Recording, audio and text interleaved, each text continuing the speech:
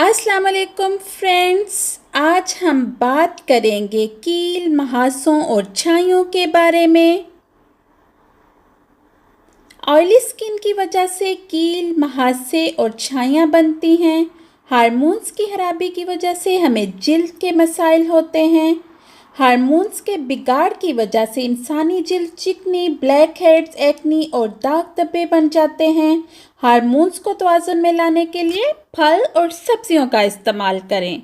कोई साबुन या फेस वॉश इस्तेमाल करने से बेहतर है 1 चम्मच शहद में 1 चुटकी मीठा सोडा मिलाकर इससे फेस वॉश करें। और रात सोने से आधा घंटा पहले एलोवेरा जेल और शहद मिलाकर 15 मिनट तक अपने फेस पे लगाएं और फिर ठंडे पानी से फेस वॉश कर लें।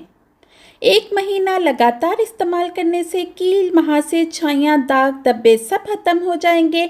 आपका चेहरा कुदरती, चमकदार, साफ, शफाफ, खूबसूरत नज़र आएगा। बगैर मेकअप के खूबसूरती होगी आपके चेहरे पे।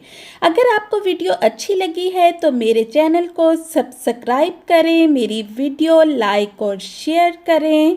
Thank you.